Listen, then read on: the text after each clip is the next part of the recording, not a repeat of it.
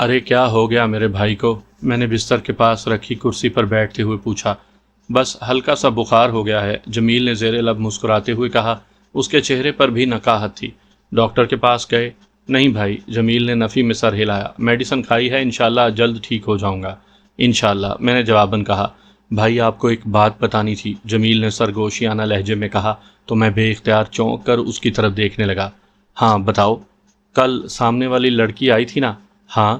اس کے ذکر پر میں چوکنا ہو گیا۔ یقیناً وہ میرے بارے میں شکایت کر گئی ہوگی، میں نے سوچا۔ وہ آپ کے بارے میں پوچھ رہی تھی، جمیل نے بتایا۔ کیا پوچھ رہی تھی؟ میں نے استفسار کیا۔ یہی کہ آپ کون ہیں، کہاں سے آئے ہیں؟ جمیل نے گہری سانس بھر کر کہا۔ لمحاتی توقف کے بعد اس نے بات آگے بڑھائی۔ رابعہ نے اس سے کہا کہ آپ ہمارے دور کے رشتہ دار ہیں اور نوکری کی تلاش میں ممبئی آئے ہیں۔ میں نے بھی گہری سانس بھری۔ صد شکر کہ اس نے طاق بازی کی شکایت نہیں کی تھی، ورنہ میں اپنی نظروں میں خود ہی گر جاتا۔ باہر کیف میں نے جمیل سے پوچھا، کیا مجھے تھوڑی دیر کے لیے موٹر بائیک مل سکتی ہے؟ جی کیوں نہیں، جمیل نے کہا اور سائڈ ٹیبل پر پڑی چابی اٹھا کر میرے حوالے کر دی۔ میں نے شکریہ ادا کرنے کے بعد استفسار کیا، مجھے چیتن جی روڈ پر جانا ہے، کیا تم میری رہنمائی کر سکتے ہو؟ جمیل نے کاپی پر باقاعدہ ایک نقشہ بنا کر مجھے چیتن جی روڈ کے بارے میں سمجھایا اور میں نے سارے روڈ ذہن نشین کر لیے۔ تاہم حفظ ما تقدم کے طور پر میں نے کاغذ پر بنا نقشہ لے کر جیب میں رکھ لیا تاکہ اگر مشکل پیش آئے تو اس نقشے کی مدد حاصل کر سکوں۔ میں بائیک لے کر نکل پڑا۔ ہیلمٹ بھی میں پہن چکا تھا۔ ہیلمٹ پہننے کے سبب کوئی بھی میری طرف متوجہ نہیں ہو سکتا تھا، اس لیے میں مطمئن تھا۔ کسی گلی میں بارش کا پانی بھی موجود تھا اور کم سن بچے اس گندے پانی میں ڈبکیاں مار مار کر نہا بھی رہے تھے۔ آبادی سے نکل کر میں مین روڈ پر پہنچا اور پھر ایک سمت کا انتخاب کر کے موٹر بائیک دوڑا دی۔ کئی سڑکوں پر بارش کا پانی موجود تھا۔ مجھے خدشہ تھا کہ پلگ میں پانی جانے کی وجہ سے بائیک بند نہ ہو جائے، اور پھر ہوا بھی یہی۔ جیسے ہی میں پانی سے نکل کر صاف روڈ پر پہنچا تو بائیک نے آگے بڑھنے سے انکار کر دیا۔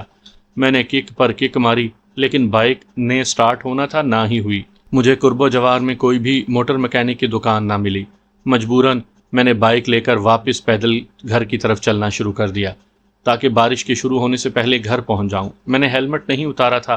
رتن کمار کے ساتھیوں سے کچھ بعید نہیں تھا کہ وہ میرے آس پاس ہی موجود ہوں۔ احتیاط لازمی تھی، اس لیے میں احتیاط کر رہا تھا۔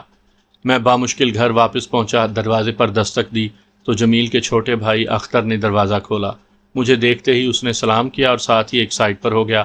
میں سلام کا جواب دیتے ہوئے بائیک کھینچتا ہوا اندر داخل ہوا۔ میں نے محسوس کیا کہ گھر میں ہو کا عالم طاری تھا، یوں لگ رہا تھا جیسے گھر کے مکین موجود نہ ہوں۔ میں نے ہیلمٹ اتارا اور ادھر ادھر دیکھتے ہوئے اختر سے استفسار کیا، کیا جمیل گھر میں موجود نہیں؟ بھائی جان اپنے کمرے میں ہیں، اختر نے جواباً کہا۔ اماں جی اور باجی ساتھ والے ہمسائے کے گھر گئے ہیں، انہیں گئے ہوئے تھوڑی دیر ہو گئی ہے۔ میں نے جواباً سر ہلانے پر ہی اکتفا کیا۔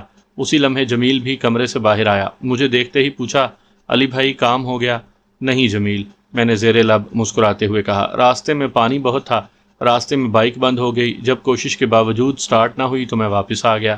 جمیل نے میرا بھیگا ہوا سوٹ دیکھ کر مجھے اپنا ایک سوٹ لا دیا۔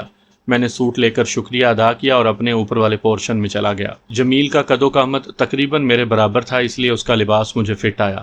میں نے آئینے میں اپنا جائزہ لیا تو میری شیو اور سر کے بال بڑے ہوئے تھے، رنگت بھی قدرے سانولی ہو رہی تھی۔ میں سوچ رہا تھا کہ جمیل اور اس کے گھر والے میرے لیے کسی نعمت سے کم ثابت نہیں ہوئے تھے۔ میں سوچتا ہوں اگر جمیل اور اس کی بہن رابعہ مجھے نہ ملتے تو نہ جانے میں اس خراب موسم میں کہاں کہاں بھٹک رہا ہوتا۔ ہوٹل میں رہنا بھی خطرے سے خالی نہیں تھا۔ پتہ نہیں جمیل کی امی اور رابعہ واپس آئی تھی کہ نہیں، مگر مجھے اس کی کوئی پرواہ بھی نہیں تھی۔ میں نہیں چاہتا تھا کہ کوئی میرے کردار پر انگلی اٹھائے۔ رابعہ میری چھوٹی بہنوں جیسی تھی۔ میں شانزے کے علاوہ اور کسی کے بارے میں نہیں سوچ سکتا تھا۔ شانزے کا عکس میرے دماغ کے پردے پر ابھرا تو میرے منہ سے ایک آہ سی نکل گئی۔ میرا سیل فون دیپک کے پاس تھا جس میں سب کے نمبر محفوظ تھے۔ پتہ نہیں اس بدبخت دیپک نے میرے سیل فون کے ساتھ کیا کیا تھا۔ دفعتاً مجھے رامو کے سیل فون کا خیال آیا تو میں نے تکیہ ہٹایا۔ تکیے کے نیچے سیل فون موجود نہیں تھا۔ یکدم مجھے پریشانی نے گھیرا اور میں ایک جھٹکے سے اٹھ بیٹھا۔ مجھے اچھی طرح یاد تھا جب میں رات کو سویا تھا تو میں نے رامو کا سیل فون تکیے کے نیچے ہی رکھا تھا، لیکن اب وہ تکیے کے نیچے سے غائب ہو چکا تھا۔ مجھے سمجھ نہیں آیا کہ رامو کا سیل فون کہاں چلا گیا۔ کہیں کوئی میری غیر موجودگی میں تو نہیں آیا تھا، میں نے سوچا، لیکن کمرے کے آثار ایسے دکھائی نہیں دیے جس سے میں یہی نتیجہ اخذ کرتا کہ یہاں کوئی آیا تھا۔ میں داڑھی پر ہاتھ پھیرتے ہوئے کچھ سوچتا رہا کہ اچانک مجھے اپنے لباس کا خیال آیا۔ میں نے جلدی سے اپنے لباس کی تلاشی لی تو پتلون کی جیب سے رامو کا سیل فون مل گیا۔ میں نے دل ہی دل میں خود کو ملامت کی کہ میں نے جمیل اور اس کے گھر والوں کے بارے میں بدگمانی کی۔ میں سیل فون کو دیکھنے میں مگن تھا کہ دفعتاً مجھے سیڑھیوں پر کسی کے چڑھنے کی آہٹیں سنائی دیں تو میں اٹھ کر بیٹھ گیا۔ چند لمحوں کے بعد دروازہ کھلا اور جمیل اندر آیا۔ اس کے ہاتھ میں ایک سیل فون تھا۔ میں نے مذاقاً کہا، میں سمجھا تھا کہ آج بھی موسم اچھا ہے تو میرے لیے پکوڑے اور چائے لے کر آئے ہوگے۔ جمیل کے چہرے پر مسکراہٹ ابھری۔ اگر آپ کہیں تو میں ابھی پکوڑے اور چائے بنوا دیتا ہوں، جمیل نے میرے قریب بیٹھتے ہوئے کہا۔ ارے نہیں، میں تو بس یوں ہی مذاق کر رہا تھا، میں نے زیر لب مسکراتے ہوئے کہا۔ یہ دیکھیں بھائی، آپ کی ویڈیو سوشل میڈیا پر وائرل ہو چکی ہے اور 1000 کے لگ بھگ لائکس بھی حاصل کر چکی ہے۔ جمیل نے سیل فون میری طرف بڑھاتے ہوئے کہا تو میں نے اس سے سیل فون لیا اور اپنی ویڈیو دیکھنے لگا۔ اس ویڈیو میں ان لڑکوں کی پٹائی کر رہا تھا جنہوں نے جمیل کو زد و کوب کیا تھا۔ کسی منچلے نے ویڈیو بنا کر سوشل میڈیا پر وائرل کر دی تھی۔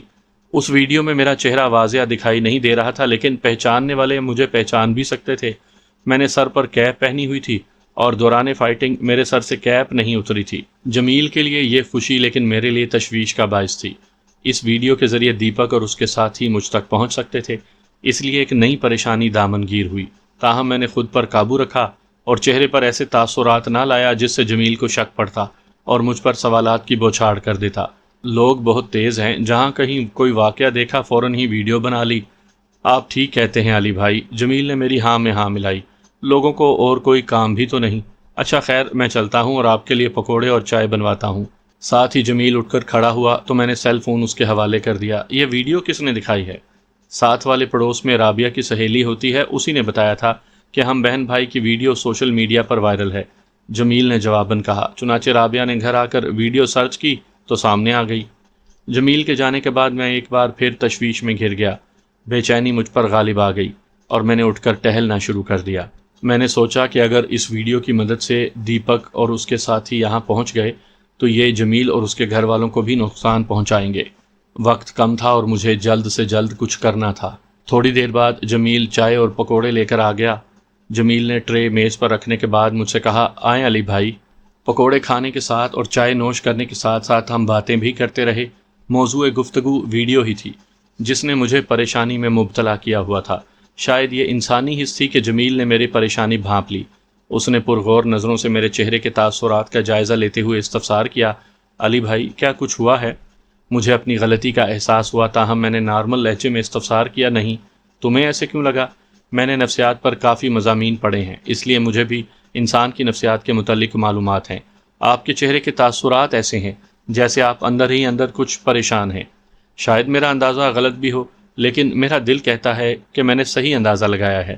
انسان جب پریشان اور بے چین ہو تو اس کے اندر کی بے چینی اور پریشانی کی ہلکی سی رمق چہرے پر ظاہر ہوتی ہے۔ میں نے اس کے کندھے پر ہاتھ مارتے ہوئے کہا، ارے نہیں یار، مجھے کوئی پریشانی نہیں، بس میں کچھ سوچ رہا تھا۔ کیا سوچ رہے ہیں؟ وہ مستفسر ہوا۔ کچھ خاص نہیں، میں نے ٹالنے والے انداز میں کہا۔ خیر چھوڑو یہ باتیں، اپنے بارے میں کچھ بتاؤ۔ سب کچھ تو آپ کے سامنے ہے بھائی، جمیل ہلکا سا مسکرایا۔ مستقبل کے کیا ارادے ہیں؟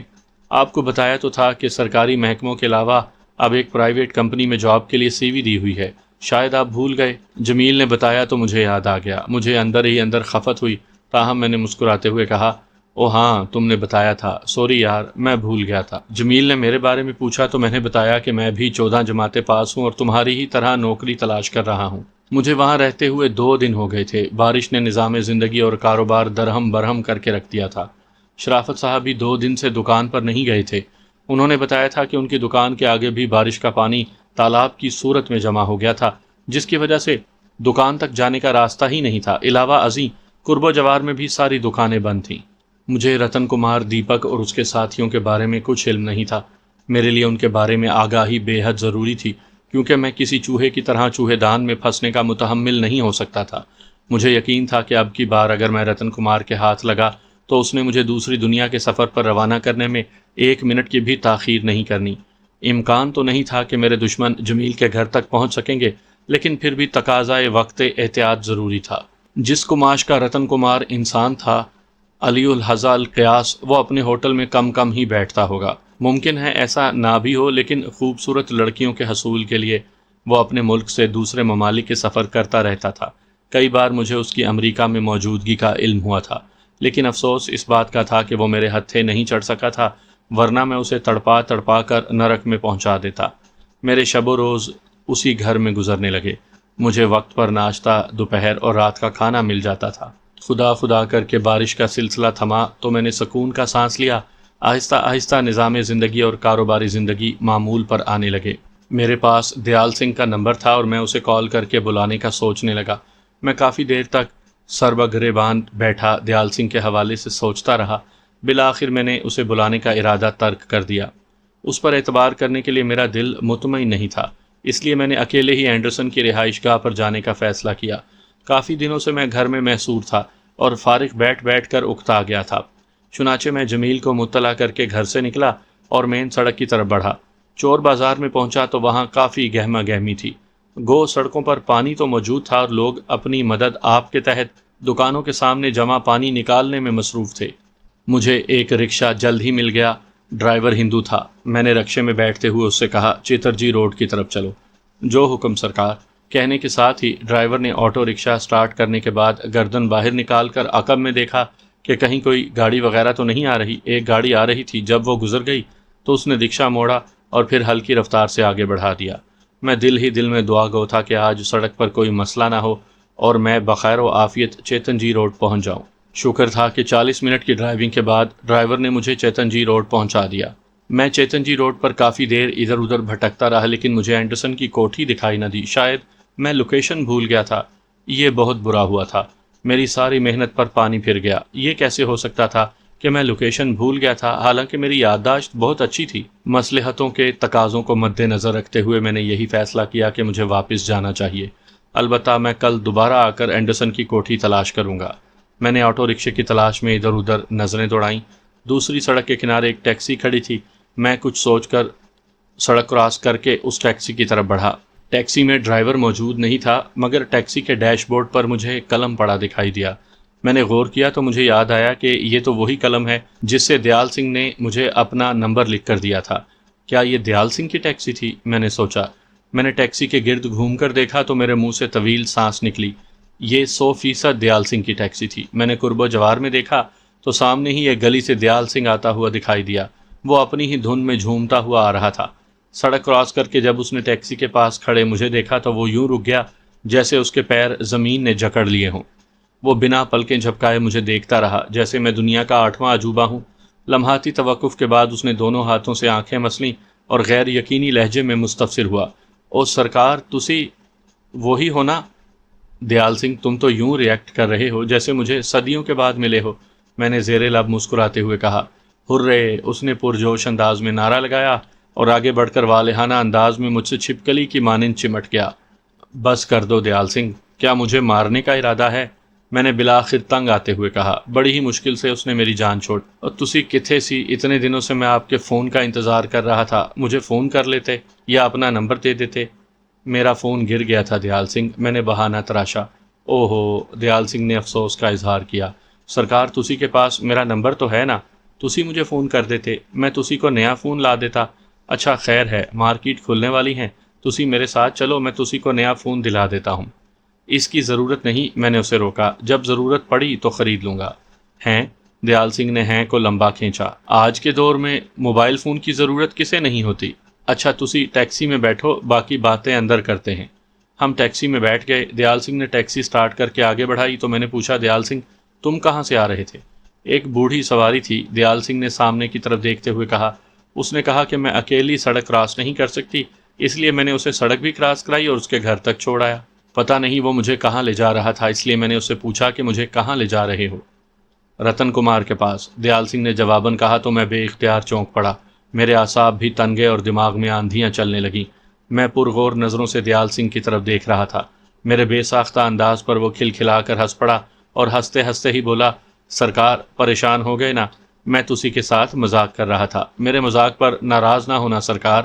دیال سنگھ کے مذاق نے مجھے حقیقتاً چونکنے پر مجبور کر دیا تھا۔ دیال سنگھ بدستور ہنس رہا تھا۔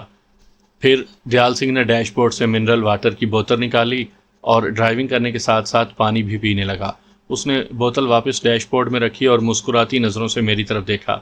پھر مجھے بتانے لگا کہ ہوٹل جا رہے ہیں سرکار۔ کیوں؟ سرکار تسی کو بھوک لگی ہوگی، ناشتہ واشتہ کھاتے ہیں، چائے وائے پیتے ہیں اور باتیں کریں گے۔ दयाल सिंह मुस्कुराते हुए बोला। ना जाने मुझे क्यों उसकी मुस्कुराहट मकरू लगी थी और मेरे दिल में उसके खिलाफ शक का बीज बोना शुरू हो गया था। नहीं दयाल सिंह, मुझे अगले चौक पर उतार दो, मुझे भूख नहीं। सरकार, मैंने अभी तक नाश्ता नहीं किया, दयाल सिंह ने अपने हवाले से तोजीह पेश की। चलो तुसी नाश्ता ना करना, चाय पी लेना। मेरे दिल और दिमाग में वसवसों ने सर उभारना शुरू कर दिया। ना जाने मुझे क्यों लग रहा था कि दयाल सिंह मुझे जाल में फांसने की कोशिश में है। क्या उसका वालिहाना अंदाज मसनूई था? मैंने सोचा। शायद दयाल सिंह ने मेरे दिमाग में आई बातें मेरे चेहरे पर उभरे तासुरात के जरिए पढ़ ली थी। तभी उसने मेरी तरफ एक नज़र डाली और हंसते हुए मुस्तफसिर हुआ। सरकार, क्या तुसी के दिल में मेरे लिए शक है? नहीं तो तुमने कैसे सोचा? मैं नहीं चाहता था कि वो मेरी तरफ से किसी किस्म के शक में मुब्तला हो। बस मुझे ऐसे लगा, दयाल सिंह ने साफ गोई का मुजाहरा किया। अगर तुसी को मुझ पर शक है तो सरकार, तुसी जिथे कहोगे मैं तुसी को उतार देता हूँ। दयाल सिंह हर चीज़ बर्दाश्त कर सकता है, पर उस पर कोई शक करे, ये बर्दाश्त नहीं होता। वो जज्बाती हो गया। उसकी बातों और चेहरे के तासुरात ने मुझे उलझा दिया था। मुझे ऐसे लगा जैसे गिरगिट रंग बदलता है, दयाल सिंह भी वैसे ही रंग बदल रहा है। अरे नहीं यार, मैं तुम पर क्यों शक करूँगा? कोई वजह? वजह? उसने ज़ेरे लब दोहराया। वजह तो कोई भी हो सकती है, मसलन रतन कुमार। शायद तुसी का ख्याल है कि मैं रतन कुमार के लिए काम करता हूँ और मैं तुसी को धोखा दे रहा हूँ। अब बताओ सरकार, मेरे साथ होटल चलते हो या कहीं उतार दूँ? देखो दयाल सिंह, मैं बोला तो मेरा लहजा काफ़ी संजीदा था। मुझे तुम पर तो क्या, अपने साए पर भी एतबार नहीं। मैं जिस सूरत हाल से गुजर रहा हूँ शायद तुम्हें अंदाज़ा ही नहीं। रतन कुमार के साथी भूखे कुत्तों की तरह मेरे पीछे लगे हैं। मुझे देखते ही वो मारने की कोशिश कर सकते हैं। मैं नहीं चाहता कि मेरी वजह से तुम भी किसी नुकसान से दो चार हो। सरकार, पखंडियों के खिलाफ काम करना तो अच्छी बात है। तुसी ने जब से बताया है कि रतन कुमार पापी और पाखंडी है, तो मेरे दिल में उसके लिए नफ़रत ही नफ़रत है। उसकी जज्बाती बातें सुनने के बावजूद ना जाने मुझे क्यों लग रहा था जैसे वो मसनूई बातें कर रहा है। शायद वो मुझे अपनी बातों से मुतासिर करने की कोशिश में था, लेकिन मेरे दिल में उसकी जज्बाती बातें सहने की जगह नहीं थी। मैं किसी किस्म की गफलत का मुजाहरा नहीं करना चाहता था। ये बात शुनीदा नहीं बल्कि दीदा भी थी। रतन कुमार शायद भूल गया था कि आने वाले दिन उसके लिए यौम मफाकात भी हो सकते हैं। अचानक दयाल सिंह की जेब में मौजूद उसके सेल फोन की घंटी बज उठी तो मेरी जहनी रो रतन कुमार से भटक कर उसकी जेब में बजने वाले सेल फोन की तरफ हो गई। वो बाएं हाथ से जेब से सेल फोन निकालते हुए बुड़बुड़ाया, किसका फ़ोन है? लम्हाती तवक्कुफ के बाद उसने जेब से सेल फोन निकाल कर उसकी स्क्रीन पर देखा, फिर एक बटन दबाकर सेल फोन कान से लगा लिया। हेलो सरकार कहने के बाद वो दूसरी तरफ से कुछ सुनने लगा। फिर वो मुख्तसर वक्फे से दूसरी तरफ से सुनकर जवाब देने लगा, जी सरकार, हुक्म करो। मैं करीब में ही हूँ। तुसी कहाँ जाना है? मूर्ति मंदिर। ठीक है सरकार, मैं सवारी को राम चौक पर उतार कर 10 मिनट में तुसी के पास पहुँच रहा हूँ। लफ्ज़ तुसी उसकी ज़बान पर चढ़ा हुआ था, इसलिए वो बड़ी रवानी से बोल जाता था।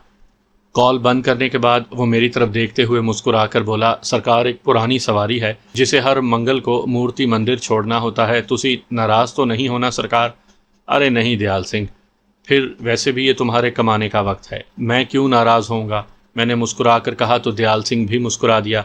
फिर उसने बताया कि अगला चौक, जिसका नाम राम चौक है, मुझे वहाँ उतार देगा। मैंने सिर्फ सर हिलाने पर ही इक्तफा किया। तकरीबन 10 मिनट के बाद ही उसने मुझे एक चौक पर उतार दिया और कहा, सरकार, गुरुजी की कृपा से फिर मिलेंगे। दयाल सिंह के जाने के बाद मैं एक ऑटो रिक्शे की तरफ बढ़ा। ऑटो रिक्शे का ड्राइवर रिक्शे में नहीं था, वो सामने गया हुआ था। उसने इशारे से मुझे कहा कि मैं आ रहा हूँ। मैं रिक्शे के अंदर बैठ गया। मेरी नज़र जैसे ही रिक्शे के बैक मिरर पर पड़ी तो मुझे 2 मनुष्य दिखाई दिए जो मुतलाशी नज़रों से इधर उधर देख रहे थे। उनको देखते ही मेरे वजूद में सनसनाहट की लहरें दौड़ती चली गईं। ये वही 2 मनुष्य थे जो मेरी तलाश में दयाल सिंह के पीछे गए थे। वो उसी तरफ ही आ रहे थे जिधर मैं ऑटो रिक्शे में मौजूद था। फौरी तौर पर मैं ये नतीजा अखज़ ना कर सका कि क्या उन दोनों को दयाल सिंह ने बुलाया है या ये मेरी तलाश में उधर आ निकले हैं। मुझे यूँ लगा जैसे मैं जाल में फंस चुका हूँ। आगे खाई और पीछे कुआं था। अगर मैं ऑटो रिक्शे से बाहर निकलता तो उन लोगों की नज़रों में आ जाता। मुझे इस बात का यकीन था कि दयाल सिंह गद्दार है। वो मुझे बातों में लगाकर राम चौक की तरफ लाया था और उसे जिसने फ़ोन किया था उसने कोड वर्ड में उसे मेरे बारे में बता दिया था। उसने इशारतन उन्हें बता दिया था कि वो राम चौक पर मुझे उतार रहा है। शायद वो दोनों लोग वहाँ पहले से मौजूद थे या करीब थे कि फ़ौरन ही पहुँच गए। अगर उन्होंने मुझे रिक्शे में बैठते देख लिया होता तो वो रिक्शे की तरफ ज़रूर आते।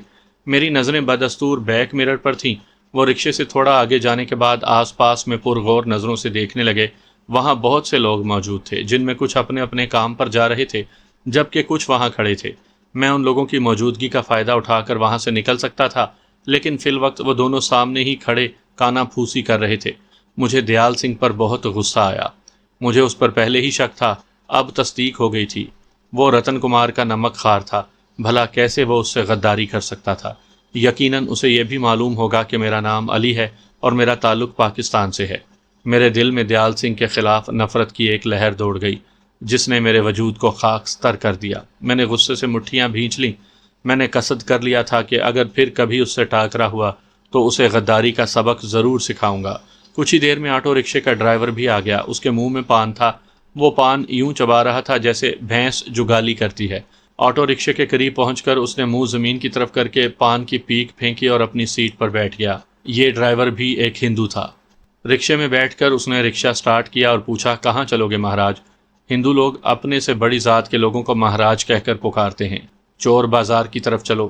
ٹھیک ہے جناب، کہنے کے ساتھ ہی اس نے ایک بار پھر منہ باہر نکال کر زمین پر پیک پھینکی اور رکشہ آگے بڑھایا۔ میں نے دونوں لوگوں کی طرف دیکھا۔ وہ دونوں کانا پھوسی کرنے کے بعد ایک بار پھر ادھر ادھر دیکھ رہے تھے۔ جب آٹو رکشہ ان کے قریب سے گزرا تو میں نے فی الفور چہرے پر ہاتھ رکھ دیا اور تمسخر بھری نظروں سے ان کو دیکھا۔ تھوڑی دیر بعد میں نے بیک مرر پر دیکھا تو میرا اطمینان عارضی ثابت ہوا۔ وہ دونوں لوگ ایک موٹر بائک پر سوار رکشے کے پیچھے آ رہے تھے۔ شاید ان میں سے کسی ایک نے مجھے دیکھ لیا تھا یا آٹو رکشے میں میری موجودگی کا شک ہو گیا تھا۔ باہر کیف میں محتاط ہو گیا تھا۔ موٹر بائک آٹو رکشے کے قریب آنے کے بجائے صرف طاق میں ہی محدود تھی۔ شاید وہ اس انتظار میں تھے کہ رکشہ کسی سنسان راستے سے گزرے اور وہ اسے رکوا کر کارروائی کر گزریں۔ میں کسی بھی ناگہانی صورتحال سے نمٹنے کے لیے بالکل تیار تھا۔ مجھے حیرت تھی کہ رکشہ ڈرائیور کو تعاقب کا احساس کیوں نہیں ہوا تھا۔ ایسے لوگ تو بے حد چاق و چوبند اور تیز ترار ہوتے ہیں، لیکن وہ ڈرائیور تو اپنی دنیا میں مست جگالی کرنے میں مگن تھا۔ میری نظریں موٹر بائک پر جمی ہوئی تھی۔ رکشہ ڈرائیور مختلف سڑکوں سے رکشہ گزارتا آگے بڑھتا چلا جا رہا تھا اور ہمیں سفر کرتے ہوئے 20 منٹ ہونے والے تھے۔ رکشہ جس سڑک کی طرف مڑتا دونوں لوگ بھی اسی طرف آ جاتے، جس سے میں کنفرم ہو گیا تھا کہ ان دونوں لوگوں کو معلوم تھا کہ میں رکشے میں ہی سوار ہوں۔ اچانک ہی میرے دماغ میں خیال آیا کہ اگر دونوں یوں ہی میرا تعاقب کرتے رہے تو وہ جمیل کا گھر دیکھ لیں گے۔ اس طرح میرے ساتھ ساتھ وہ بھی مشکل کا شکار ہو سکتے تھے۔ ان دونوں سے جان چھڑانا ضروری تھا۔ میں نے ان سے جان چھڑانے کے لیے اپنے دماغ کے گھوڑے دوڑائے۔ میں پرغور نظروں سے قرب و جوار میں بھی دیکھ رہا تھا۔ در حقیقت میں کسی پرہجوم جگہ کی تلاش میں تھا جہاں میں ان دونوں کو غنچہ دے سکوں۔ پھر جیسے ہی مجھے ایک مارکیٹ کے باہر ہجوم دکھائی دیا تو میں نے ڈرائیور سے مخاطب ہو کر کہا، سنو، مجھے اس جگہ اتار دو۔ کہنے کے ساتھ ہی میں نے مارکیٹ کی طرف اشارہ بھی کیا۔ ڈرائیور نے رکشے کی رفتار قدرے کم کی اور حیرت سے بولا، آپ نے تو چور بازار نہیں جانا؟ نہیں، میں نے سنجیدہ لہجے میں کہا، مجھے ایک ضروری کام یاد آ گیا ہے، اس لیے میں یہیں اترنا چاہوں گا۔ اگر مارکیٹ میں کام ہے تو میں آپ کا انتظار کرتا ہوں، اس نے رکشے کی رفتار مزید کم کرتے ہوئے کہا، کیونکہ ہم مارکیٹ کے قریب تھے۔ وہ مارکیٹ گاڑیوں کے اسپیئر پارٹس بیچنے والی دکانوں پر مشتمل تھی۔ لوگ بھی کافی تعداد میں موجود تھے اور سڑک پر گاڑیوں کا ازدحام تھا۔ ڈرائیور نے ایک گاڑی سے قدرے فاصلے پر رکشہ روک دیا۔ میں نے اسے منع کر دیا۔ کرایہ کتنا ہوگا؟ 120 روپے، اس نے پان کی پیک سے زمین کو لال کرتے ہوئے کہا۔ میں نے جیب سے پیسے نکال کر اسے دیے اور رکشے سے اتر کر تیز تیز چلتا ہوا مارکیٹ کی طرف بڑھ گیا۔ مارکیٹ کے اندر جانے کے بعد میں نے مڑ کر پیچھے دیکھا تو وہ دونوں لوگ بھی تیز تیز چلتے اسی طرف آ رہے تھے جدھر میں موجود تھا۔ آ جاؤ، دیکھتا ہوں تم میرا کیا بگاڑ سکتے ہو۔ میں منہ ہی منہ میں بڑبڑاتا ہوا مارکیٹ میں داخل ہوا۔ چونکہ میں دونوں لوگوں کو دیکھتا ہوا آگے بڑھ رہا تھا، اس لیے سامنے سے آتے شخص کو نہ دیکھ سکا اور اس سے ٹکرا گیا۔ میری بائیں کوہنی اس کے پیٹ میں لگی اور وہ سسکا کر رہ گیا۔ اندھے ہو، دیکھ کر نہیں چلتے؟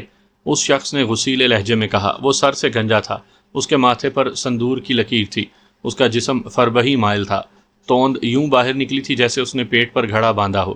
اس کے ہاتھ میں نیلے رنگ کا ایک شاپر تھا، شاید وہ کوئی گاڑی کا پرزہ لے کر جا رہا تھا۔ سوری مہاراج، میں نے دیکھا نہیں، میں نے معذرت کی، لیکن وہ آدمی کوئی اکھڑ مزاج تھا۔ اس نے میری معذرت کو بالائے طاق رکھتے ہوئے چیخ سے مشابہ لہجے میں کہا، کیا سوری مہاراج؟ تمہیں دیکھ کر چلنا چاہیے، ایک تو میرے پیٹ میں کونی مار دی، پھر اوپر سے سوری مہاراج کہتا ہے۔ ہٹو سامنے سے، کہنے کے ساتھ ہی اس نے ہنکاری بھری۔ مجھے اس کے یوں تضحیک آمیز لہجے پر غصہ تو بہت آیا، لیکن میں نے ضبط سے کام لیا۔ میرے سائڈ پر ہوتے ہی وہ آگے بڑھ گیا۔ عین اسی سمے دونوں لوگ بھی میرے قریب پہنچ چکے تھے۔ میں نے نکلنا چاہا لیکن انہوں نے میرا راستہ روک لیا۔ اچانک ان میں سے ایک نے جیب سے ریوالور نکال کر میری طرف کر دیا۔ اس سے پہلے کہ وہ گولی چلاتا میں نے بجلی کسی تیزی سے اس کا ریوالور والا ہاتھ پکڑ کر اوپر کر دیا۔ عین اسی لمحے فضا گولی کی آواز سے مرتعش ہوئی۔ یقیناً وہاں موجود لوگ چونک پڑے ہوں گے، اور یہ بھی ممکن تھا کہ کسی نے پولیس کو فون کر دیا ہو۔ اچانک ہی وہاں بھگدڑ مچ گئی تھی۔ میں نے اس کے سر پر اپنے سر کی زوردار ٹکر رسید کی، ساتھ ہی میں نے اپنی طرف جارحانہ انداز میں بڑھنے والے کے پیٹ میں لات ماری۔ دونوں کے منہ سے بیک وقت سسکاریاں نکلی، لیکن لوگوں کے شور میں ان کی سسکاریاں دب گئیں۔ میں نے پہلے والے کا بازو ایک جھٹکے سے نیچے کیا اور اس پر کھڑی ہتھیلی کا وار کیا تو نہ صرف اس کے ہاتھ سے ریوالور چھوٹا، بلکہ مجھے یقین تھا کہ اس کی کلائی کی ہڈی بھی تھوڑی بہت چٹک گئی ہوگی۔ میں نے لات کھانے والے کی طرف دیکھا، تیش سے اس کے نتنے پھول اور پچک رہے تھے۔ وہ مجھے یوں غصے سے دیکھ رہا تھا جیسے نظروں ہی نظروں میں میرا کھانا خراب کر دے گا۔ ٹکر کھانے والا منوش ذرا سنبھل کر میری طرف بڑھا۔ جیسے ہی قریب پہنچ کر اس نے میرے منہ پر مکہ مارنے کی کوشش کی، لیکن میں نے اس کا وار اپنے بازو پر روکا اور اس کی ناک پر مکہ مار دیا۔ یہ اس کی خوش بختی تھی کہ وہ تھوڑا پیچھے ہوا تھا، جس کی وجہ سے میرا مکہ اس کے ناک کے بجائے اس کے منہ پر لگا، جس سے اس کے ہونٹ کا ایک کنارہ پھٹ گیا اور خون رسنے لگا۔ اس نے آستین سے منہ صاف کیا، پھر دونوں اکٹھے ہی مجھ پر حملہ آور ہوئے۔ وہ دونوں بھوکے کتوں کی طرح مجھ پر جھپٹ پڑے۔ شاید انہوں نے مجھے آسان ہدف سمجھ لیا تھا اور وہ میری مرمت کا ارادہ رکھتے تھے۔ میں جلدی سے کروٹ بدل گیا اور سیدھے ہوتے ہی میں نے ایک کی ٹانگ پر ٹانگ ماری تو وہ اچھل کر پشت کے بل زمین بوس ہوا اور اس کے حلق سے کرا نکلی۔ دوسرے کے قریب آنے سے پہلے ہی میں اچھل کر کھڑا ہوا۔ وہاں موجود لوگ تماشائی بنے ہماری فائٹنگ کا بغیر ٹکٹ مزہ لے رہے تھے۔ کسی نے بھی ہماری فائٹنگ میں مداخلت کرنا مناسب خیال نہ کیا، شاید اس وجہ سے کہ ان کا مزہ خراب نہ ہو جائے۔ پہلا شخص اٹھ کر جارحانہ انداز میں میری طرف بڑھا۔ اس نے دیوانہ وار ہی مجھ پر جست لگائی۔ میں نے اس کے وار کو دائیں ہاتھ سے کلائی پکڑ کر روکا اور ساتھ ہی کلائی کو جھٹکا دیا۔ اگلے ہی لمحے میں نے اس کے پیٹ میں لات ماری اور اسے اٹھا کر مفت کے مزے لوٹنے والے لوگوں میں پھینک دیا۔ وہ تقریباً اڑتا ہوا لوگوں پر گرا اور 3-4 آدمیوں کو اپنے ساتھ لیتا ہوا زمین بوس ہوا۔ نیچے گرنے والے لوگ اسے گالیاں دیتے ہوئے اٹھے اور اس پر پل پڑے۔ اس کا دوسرا ساتھی اٹھ ہی رہا تھا کہ میں نے اس کے پہلو میں ٹھوک کر رسید کی۔ وہ کسی ذبح ہوتے ہوئے بکرے کی طرح ڈکرایا۔ اب میرے پیچھے آئے تو دونوں کی ٹانگیں توڑ دوں گا، میں نے ڈکراتے ہوئے شخص سے کہا، اور پھر کسی فاتح کی طرح چلتا ہوا ہجوم کی طرف بڑھا۔ اپنی طرف آتا دیکھ کر ہجوم جلدی چھٹ گیا اور میں سڑک پر پہنچا تو اسی سمے مجھے ایک ٹیکسی رکتی ہوئی دکھائی دی جو بلا شبہ دیال سنگھ کی تھی۔ دیال سنگھ کو دیکھتے ہی میرے رگو پے میں نفرت اور غصے سے لاوا بھڑکنے لگا۔ تاہم اس وقت دیال سنگھ سے دو ہاتھ کرنے کا وقت نہیں تھا، لیکن جب میں نے دیال سنگھ کو ٹیکسی سے نکل کر اپنی طرف آتے دیکھا تو میرے اعصاب تن گئے۔ دیال سنگھ دوڑتا دوڑتا میرے پاس آیا اور قریب آتے ہی اس نے حیرت بھرے لہجے میں کہا، سرکار تسی یہاں کیا کر رہے ہو؟ یہ مجمع کیوں لگا ہے؟ خیریت تو ہے نا؟ میں نے تو تسی کو رام چوک پر اتارا تھا، تسی یہاں کیسے پہنچ گئے؟ وہ یوں انجان بن رہا تھا جیسے اسے کچھ پتہ ہی نہ ہو۔ مجھے اس پر بے حد غصہ آیا، تاہم میں نے خود پر کنٹرول کرتے ہوئے کہا، دیال سنگھ میں سوچ بھی نہیں سکتا تھا کہ تم میرے ساتھ غداری کرو گے۔ میرے پاس ابھی تم سے نمٹنے کا وقت نہیں، لیکن یاد رکھنا میں تم سے غداری کا بدلہ ضرور لوں گا۔ کہنے کے ساتھ ہی میں ایک طرف بڑھا تو دیال سنگھ بھی لپک کر میری طرف آیا اور میرا راستہ روک لیا۔ یہ تسی کیا کہہ رہے ہو سرکار؟ اس کے لہجے میں دنیا جہان کی حیرت اور فکر سمائی ہوئی تھی۔ جواباً میں نے پرغور نظروں سے اس کے چہرے کے تاثرات کا جائزہ لیا۔ دیال سنگھ کے چہرے پر معصومیت برس رہی تھی۔ اس نے مجھے ایک بار پھر الجھا دیا تھا۔ دیال سنگھ کیا تم نے دیپک بابو سے میری مخبری نہیں کی تھی؟ میں نے اپنے اندر اٹھتے اشتعال کو دباتے ہوئے کہا۔ میری بات سن کر دیال سنگھ کے چہرے پر حیرت لہرائی۔ یہ تسی کیا کہہ رہے ہو سرکار؟ دیال سنگھ کے لہجے میں غیر یقینی تھی۔ کیا میں غلط کہہ رہا ہوں؟ میرے لہجے میں طنز کی آمیزش تھی۔ سرکار یہ مجھ پر بہتان ہے۔ وہ شاید تڑپ اٹھا تھا، تبھی جلدی سے بولا، میں کیسے وشواس کر لوں؟ گرو دی سوگند، دیال سنگھ صراحت سے بولا۔ دیال سنگھ ہر برا کام کر سکتا ہے، چوری کر سکتا ہے، قتل کر سکتا ہے، ڈکیتی کر سکتا ہے، لیکن غداری نہیں کر سکتا۔ دیال سنگھ کے لب و لہجے نے مجھے حقیقتاً الجھا دیا۔ اس سے پہلے کہ ہمارے درمیان مزید باتیں ہوتیں، اسی سمے مجھ سے پٹنے والے وہ دونوں لوگ مجمع سے نکل کر اپنی بائک کی طرف جاتے دکھائی دیے۔ وہ دونوں زخمی تھے، دونوں نے قہر آلود نظروں سے مجھے دیکھا۔ یقیناً انہوں نے دانت بھی پیس کر اپنا غصہ کم کرنے کی کوشش کی ہوگی۔ میں نے ہاتھ فضا میں بلند کر کے طنزیہ انداز میں بائے بائے کہا تھا۔ یقیناً وہ میرے اس انداز پر بھی مشتل ہوئے ہوں گے، لیکن مجھے مطلق پرواہ نہیں تھی۔ وہ بائک پر بیٹھ کے وہاں سے چلتے بنے۔ پیچھے بیٹھا ہوا بندہ مجھے بار بار گردن موڑ کر دیکھ رہا تھا۔ لمحہ بھر کے بعد مجمع بھی آہستہ آہستہ چھٹ گیا۔ دیال سنگھ، اگر تم نے غداری نہیں کی تھی تو پھر دیپک کے ساتھیوں کو کیسے پتہ چلا؟ میں نے الجھن آمیز لہجے میں کہا۔ دوسری بات، یہ وہی لوگ تھے جو تم سے اس صبح میرے بارے میں پوچھ رہے تھے کہ تم نے رات کو مجھے کہاں اتارا تھا۔ کیا تم نے ان دونوں کو نہیں پہچانا؟ پہچان گیا تھا سرکار، دیال سنگھ نے کہا، اچھی طرح پہچان گیا تھا۔ تسی کی مخبری کس نے کی ہے؟ گرو دی سوگن، مجھے اس بارے میں نہیں پتا۔ یہ اتفاق بھی ہو سکتا ہے سرکار، دیپک کے ساتھی پہلے ہی وہاں موجود ہوں اور انہوں نے جب تسی کو دیکھا ہو تو پیچھے لگ گئے ہوں۔ تسی میری بات کا وشواس کرو، تسی کے دشمن بھوکے بھیڑیوں کی طرح تسی کو تلاش کر رہی ہیں، یہ تو تسی کو بھی معلوم ہوگا۔